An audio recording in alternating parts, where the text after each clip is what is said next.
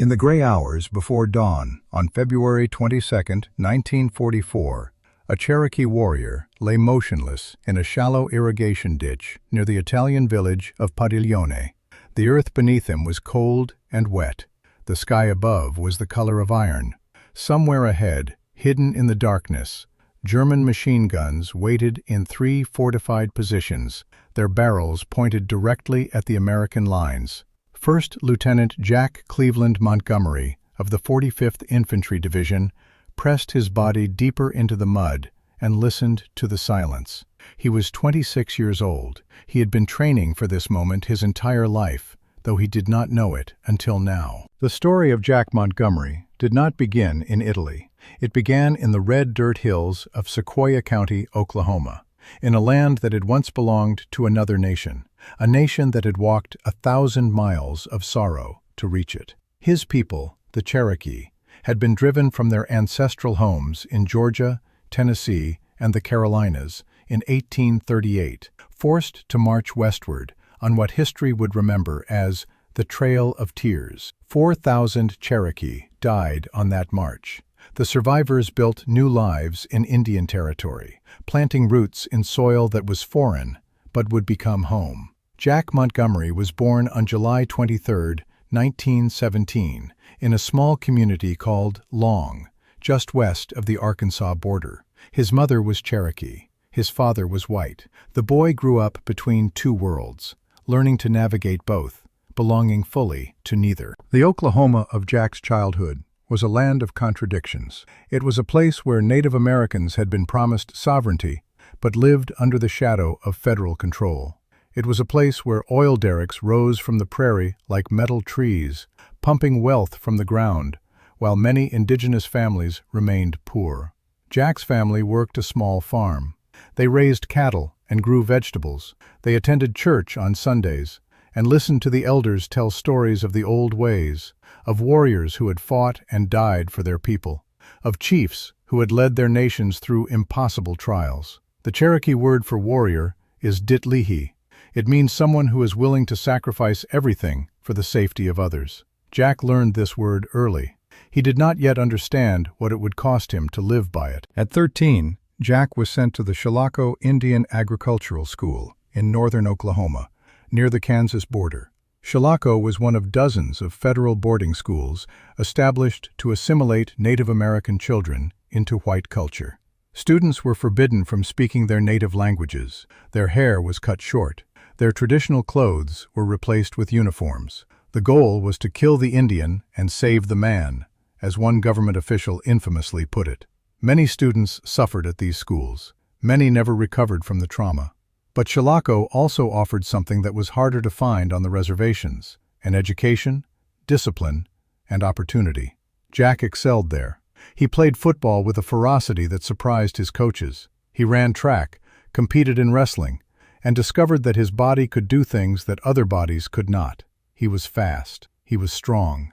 He was fearless in ways that bordered on reckless. His teachers noticed. His classmates noticed. By the time he graduated, Jack Montgomery had become someone to watch. After Chilocco, Jack enrolled at Bacone College in Muskogee, a school founded by missionaries to educate Creek Indians. There he studied while also joining the Oklahoma National Guard. It was 1936. The Great Depression still gripped the nation. Jobs were scarce. The military offered a steady paycheck and a sense of purpose. Jack signed up with the 180th Infantry Regiment, part of the 45th Infantry Division. The division was known as the Thunderbirds, named for the sacred symbol that appeared on their shoulder patches, a red and gold design created by a Kiowa artist named Woody Big Bow. The Thunderbird was a creature of power and protection in many native traditions. It was said to bring storms, to herald change, to guard warriors going into battle. Jack wore the patch with pride. He did not know then that the Thunderbird would carry him across oceans into the fires of the most devastating war in human history. If you are watching this video and finding value in these stories of forgotten warriors, consider subscribing to the channel. We bring you untold stories from history, stories of courage, sacrifice, and the human spirit. Hit that subscribe button now and you will be the first to know when we release our next documentary about Native American heroes who shaped the course of the Second World War. In 1938, Jack transferred to Redlands University in California, chasing the dream of a college education that might lead somewhere beyond the farms and oil fields of Oklahoma. The campus was beautiful, the California sun warm and welcoming, a world away from the dust storms and economic desperation of Depression-era Oklahoma. Jack studied hard, played sports, tried to imagine a future that did not involve mud and poverty and the grinding labor of farm work. He was still a young man, full of hopes and possibilities, unaware that history was about to demand something from him that no classroom could prepare him for. On the other side of the world, events were unfolding that would change the course of human history. In Europe, Adolf Hitler's Nazi Germany had already swallowed Austria and Czechoslovakia and was preparing to devour Poland. In Asia, Imperial Japan was carving an empire out of China, leaving millions dead in its wake. The drumbeats of war were growing louder, but many Americans believed they could stay out of the coming storm. The Atlantic and Pacific Oceans would protect them. The wars of Europe and Asia were not their concern. This illusion would not last. In December 1941, that dream of isolation was shattered by the sounds of explosions echoing across the Pacific. The Japanese attack on Pearl Harbor killed over 2,400 Americans and crippled the Pacific Fleet. The next day, President Franklin Roosevelt asked Congress for a declaration of war. The United States was now fully committed to a global conflict that would consume the next 4 years and cost the lives of over 400,000 American service members. Within days of Pearl Harbor, Jack Montgomery left California and returned to Oklahoma, re-enlisting with his old unit, the 180th Infantry Regiment. He was no longer a part-time guardsman playing soldier on weekends. He was now a warrior preparing for war. The Cherokee response to Pearl Harbor was overwhelming. Across Oklahoma and North Carolina, young Cherokee men lined up at recruiting stations, eager to serve. They had every reason to be bitter toward the United States government, which had stolen their lands, broken their treaties, and attempted to erase their culture. But the Cherokee saw themselves as Americans, as citizens of a nation that, for all its flaws, was still worth defending.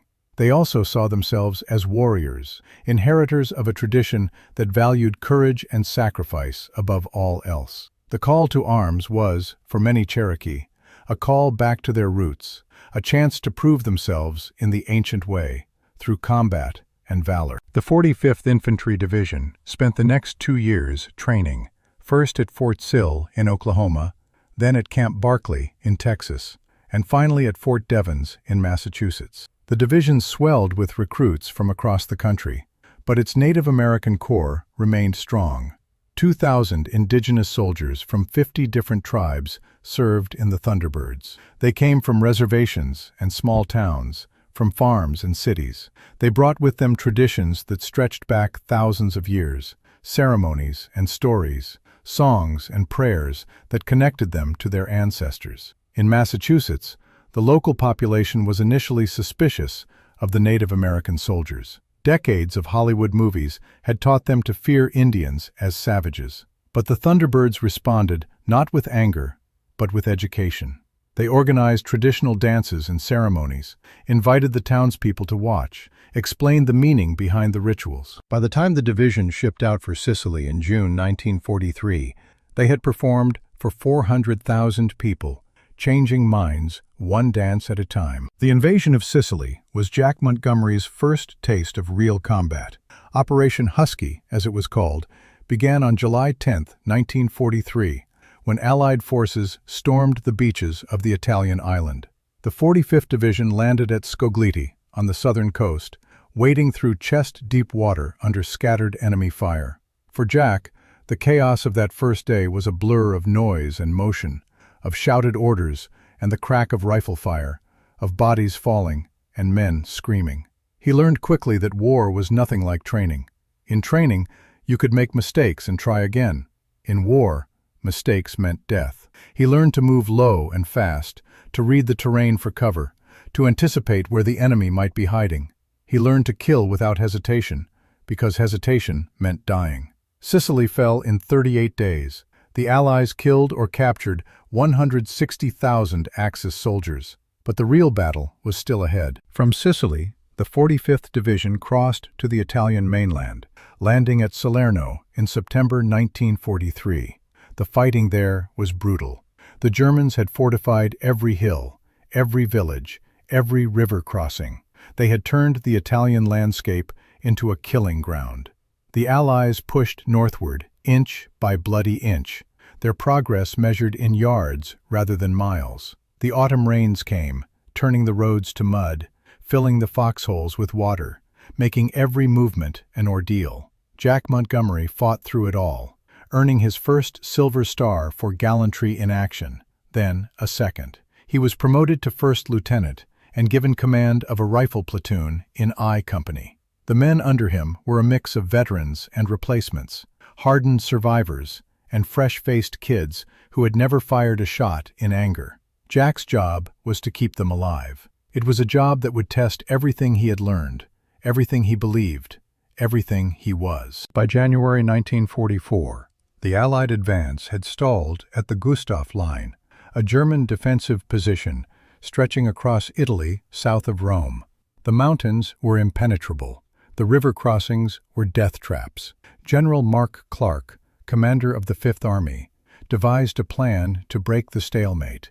Operation Shingle would land 36,000 Allied troops at Anzio, a small port town 30 miles south of Rome, behind the German lines. The hope was that this landing would force the Germans to divert forces from the Gustav Line, allowing the main Allied army to break through. It was a bold gamble. Some called it brilliant, others called it madness. On January 22, 1944, Jack Montgomery waded ashore at Anzio with the men of the 45th Division. The initial landing was almost eerily quiet.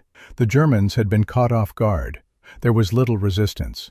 Within hours, the Allies had established a beachhead 15 miles wide and 7 miles deep. But the advantage did not last. Field Marshal Albert Kesselring, the German commander in Italy, reacted with stunning speed. Within days, he had assembled 8 divisions around the beachhead, more than 100,000 men, equipped with tanks, artillery, and aircraft. The hunters had become the hunted. The Allies were trapped, penned into a narrow strip of coastal lowland, with the sea at their backs and the Germans closing in from all sides. What followed was 4 months of some of the most savage fighting of the entire war. The Anzio beachhead became a World War I battlefield transplanted to 1944. The soldiers dug trenches and bunkers, huddled in the mud under constant artillery bombardment. The Germans had positioned their guns in the hills overlooking the beachhead. They could see everything. They could hit everything. A massive railway gun, nicknamed Anzio Annie, lobbed shells weighing 500 pounds into the Allied positions. There was no safe place. The harbor was bombed. The roads were shelled. The field hospitals took direct hits. Men who had survived the beaches of Sicily and the mountains of Salerno died in their foxholes at Anzio, killed by shells they never heard coming. The terrain itself seemed designed to maximize suffering. The Pontine marshes, which the Italian government had spent years draining, stretched behind the beaches in a vast expanse of reclaimed farmland. The soil was rich but waterlogged, unable to support the weight of tanks or heavy vehicles without extensive preparation. The few roads that crossed the marshes became death traps, funneling men and equipment into predictable paths that the German artillery had already zeroed in on. The flat, open landscape offered no natural cover, no hills to hide behind, no forests to shelter in. Every movement was observed, every position was vulnerable. The Germans understood the geography better than the Allies. They had held this ground before, had mapped every ditch and farmhouse, knew where the high points offered the best fields of fire. When they flooded the marshes by stopping the drainage pumps, they were not just creating obstacles, they were transforming the landscape into a weapon, trapping the Allies in a bowl of mud and water where disease would kill as surely as bullets. The mosquitoes came in clouds, carrying malaria that left men shaking with fever, too weak to hold their rifles, too sick to dig their foxholes deeper. Medical evacuations for disease eventually outnumbered combat casualties. The conditions were medieval. Rain fell in sheets, flooding the trenches, turning the landscape into a swamp. The Germans had stopped the drainage pumps that kept the coastal marshes dry, deliberately flooding the land to create a breeding ground for malaria-carrying mosquitoes. Disease swept through the Allied ranks. Men shivered with fever in their waterlogged holes, their skin yellow, their eyes hollow. The food was cold when it arrived at all. The mail was irregular. The replacement troops who came to fill the gaps left by the dead and wounded arrived green and frightened, unprepared for the horror that awaited them. Many did not survive their first week. Jack Montgomery watched his platoon shrink day by day.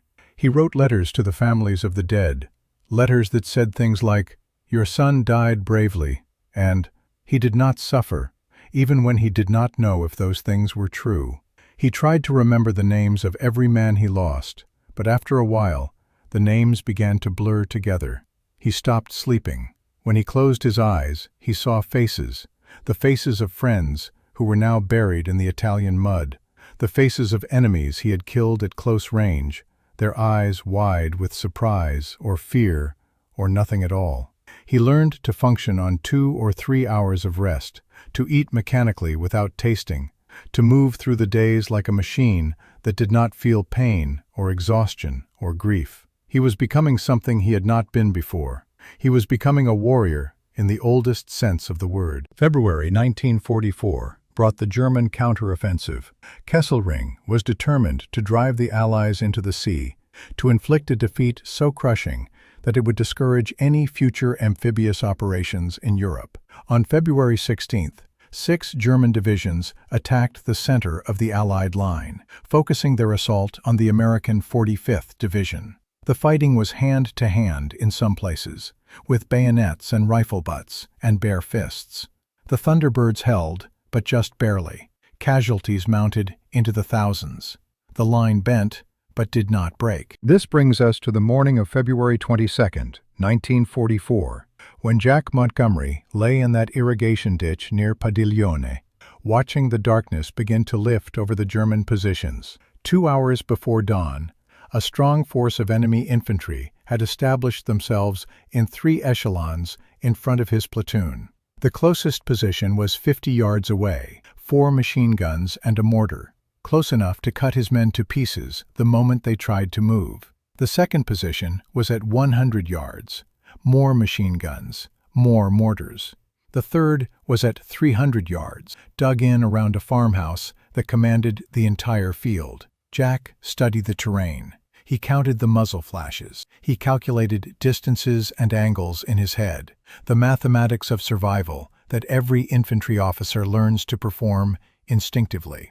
Then he made a decision that no textbook would have recommended. He decided to attack all 3 positions himself. He turned to the men nearest him. "Cover me," he said. "I am going forward."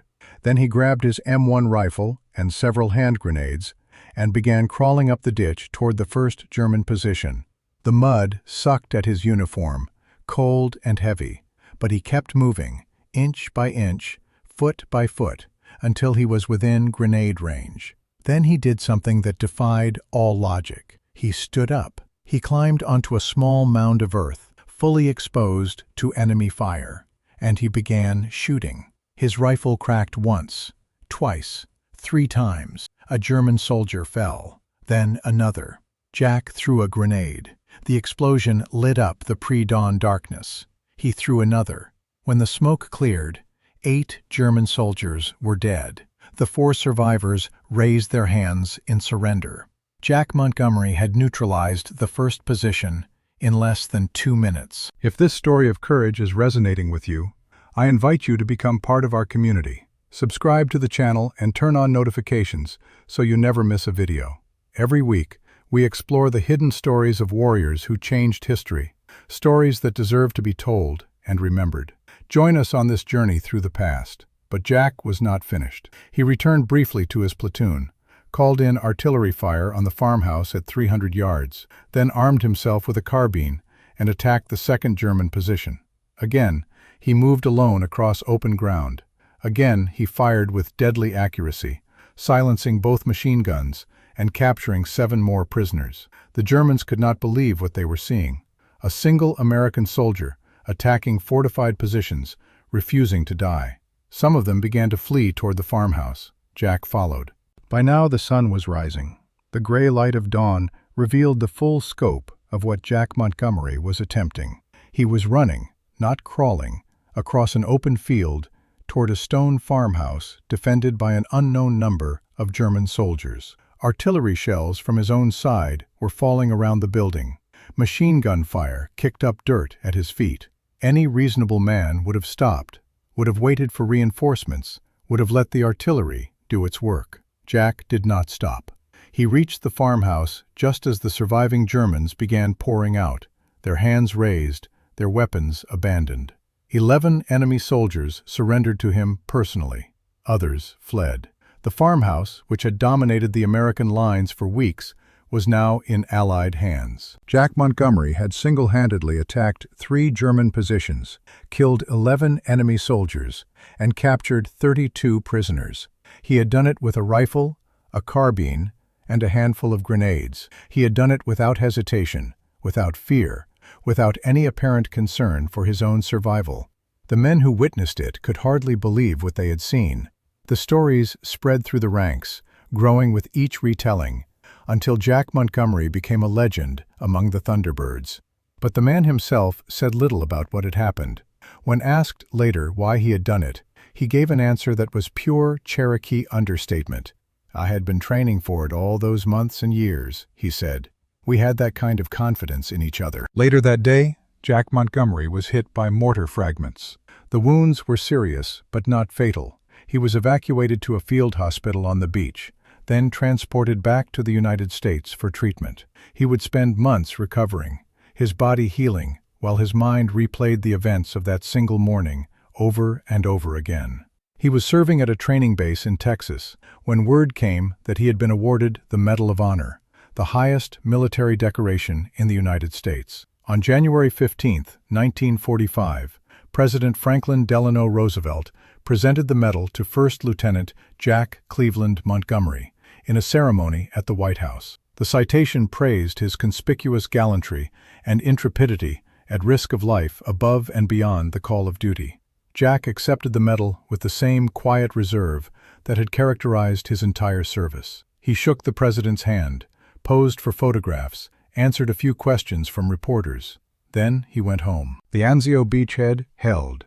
The Allies broke out in May 1944 and marched into Rome on June 4th, 2 days before the D-Day landings at Normandy shifted the world's attention to France. The Italian campaign continued for another year, grinding northward through mountains and rivers, through winter cold and summer heat, until Germany finally surrendered in May 1945. The 45th Division was there for all of it, from Sicily to Munich, where they liberated the Dachau concentration camp and witnessed horrors that would haunt them for the rest of their lives.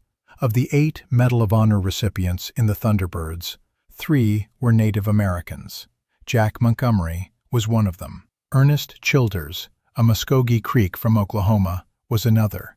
Van T. Barfoot, a Mississippi Choctaw, was the third. They represented a tradition of warrior service that stretched back centuries, a tradition that their ancestors would have recognized and honored. Jack Montgomery left the Army in 1945 and returned to Oklahoma. He tried to pick up the pieces of a normal life. He married. He had children. He took a job with the Veterans Administration in Muskogee, helping other veterans navigate the bureaucracy of benefits and services. But war has a way of following you home, of taking up residence in your bones, of waking you in the darkness with sounds and images you thought you had left behind. Jack rarely spoke of what he had done at Anzio. When people asked about the medal, he changed the subject. He was not ashamed of his service, but he was not comfortable being celebrated for it either. Too many men who deserved medals had received only graves. Too many heroes had been forgotten, while he was remembered. The mathematics of survival did not seem fair. In December 1950, when the Korean War erupted, Jack Montgomery tried to return to combat. Medal of Honor recipients were not allowed to serve in combat zones, a policy designed to protect national symbols from being killed or captured. Jack was assigned to Fort Benning, Georgia, as an infantry instructor, teaching young soldiers the skills that might keep them alive in Korea. It was honorable work, important work, but it was not the same as being with his men, sharing their dangers, leading them through the fire. He never stopped wishing he could go back. After Korea, Jack returned to the Veterans Administration, eventually settling in Muskogee, where he spent decades as a shuttle driver at the VA hospital, ferrying veterans to and from their appointments. It was a humble job for a man who had earned the nation's highest honor, but Jack seemed content with it. He was still serving, still helping, still doing what he could for those who had worn the uniform. He did not seek attention or recognition. He did not give speeches or write memoirs. He simply lived his life, day by day, a quiet man carrying quiet memories. If you have stayed with us this far, you understand why these stories matter. The warriors of the past deserve to be remembered. Their sacrifices deserve to be honored. Subscribe to the channel and share this video with someone who needs to hear it. Together, we can ensure that heroes like Jack Montgomery are never forgotten. Jack Cleveland Montgomery died on June 11, 2002, at the age of 84.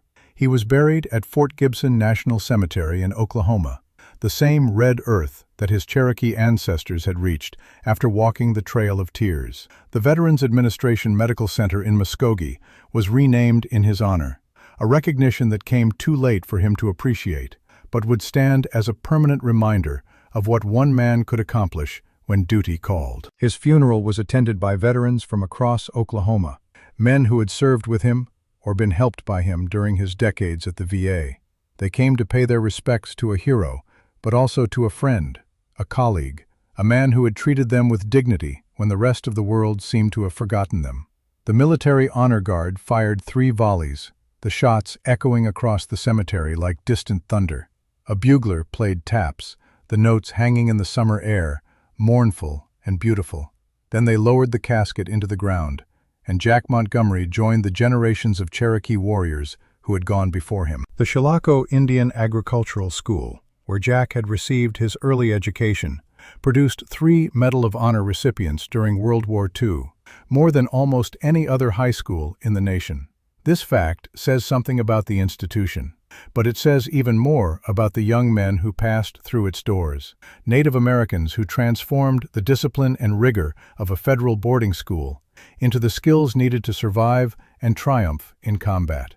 The school closed in 1980, a victim of changing policies and declining enrollment, but its legacy lives on in the veterans it produced, warriors who carried the Cherokee spirit across the battlefields of Europe and Asia. The story of Jack Montgomery is not just a story of combat heroism, though it is certainly that. It is a story about the long arc of history, about a people who were stripped of their lands and their sovereignty, but never lost their sense of who they were. The Cherokee had produced warriors for centuries, men who fought to protect their families, their homes, their way of life. Jack Montgomery was part of that tradition. He carried it with him across the Atlantic, into the mud of Anzio, up that drainage ditch toward the German guns. He did not fight because he was reckless or foolish. He fought because that was what warriors did. They put themselves between danger and the people who depended on them. They absorbed the blows so that others would not have to. In the Cherokee language, there is no single word for hero. The closest approximation might be Uwaduhi Adaligedi, which means someone who does what is right, no matter the cost. Jack Montgomery was that someone. He did what was right on a cold February morning in Italy, and he spent the rest of his life doing what was right in quieter ways, serving veterans, supporting his family, honoring the memory of those who did not come home. He never asked for recognition. He never sought glory. He simply lived according to a code that had been passed down through generations, a code that valued courage, sacrifice, and humility above all else. The Thunderbird patch that Jack Montgomery wore on his shoulder was more than just a symbol. It was a promise. The Thunderbird protects those who cannot protect themselves. It brings storms to cleanse the world of evil. It guards the boundary between life and death. Jack Montgomery embodied that promise. He was the storm that broke over the German positions at Padiglione. He was the guardian who kept his men alive when survival seemed impossible. And he was the quiet presence who spent his final years serving others without complaint or expectation of reward. History remembers some warriors and forgets others. The famous names, the generals and admirals, fill the textbooks, while the lieutenants and sergeants fade into obscurity. But the real history of war is written by men like Jack Montgomery, men who did extraordinary things in extraordinary circumstances and then went home to live ordinary lives. Their stories are harder to find, but no less important. They remind us that heroism is not about fame or medals or glory. It is about what you do when no one is watching, when the choice is yours alone, when the only reward is knowing that you did not let your brothers down. Jack Cleveland Montgomery, Cherokee warrior, Thunderbird, Medal of Honor recipient. He died as he had lived, quietly and without fanfare, a man at peace with who he was and what he had done. The morning of February 22, 1944, lasted less than 2 hours, but it defined a lifetime. It defined a legacy. It defined what it means to be a warrior in the truest sense of the word. The war ended. His memories did not. But perhaps that is the price of being Didlihi, the price of being the one who sacrifices everything so that others might live. The Trail of Tears did not break the Cherokee people. The battlefields of Italy did not break Jack Montgomery. He carried his wounds, visible and invisible, with the same dignity that his ancestors had carried theirs. And when his journey finally ended, he joined them in the land beyond the sunset, a warrior going home. The Thunderbird still flies. It is still worn on the shoulders of Oklahoma National Guard soldiers, a reminder of those who came before, a promise to those who will come after. The tradition continues. The warrior spirit endures, and somewhere in the red hills of Sequoyah County, the wind still whispers the names of those who gave everything, who asked for nothing, who were simply Didlihi, warriors, protectors, heroes. This is the story of Jack Montgomery. It deserves to be told. It deserves to be remembered. It deserves to live as long as there are people who honor courage, who respect sacrifice, who understand that some debts can never be repaid, only acknowledged. He was one man in a war of millions, but he was enough. On that cold February morning, in that muddy Italian ditch, Jack Montgomery was enough. One final request before we close. If this story has moved you, if you believe that these warriors deserve to be remembered, please subscribe to the channel. Leave a comment sharing your thoughts. Share this video with friends and family who appreciate true stories of courage and sacrifice. Every subscription helps us continue this work, bringing light to the forgotten corners of history, honoring those who served so that we might live in freedom. Thank you for watching. Until next time, remember the Thunderbirds, remember the warriors, remember Jack Montgomery.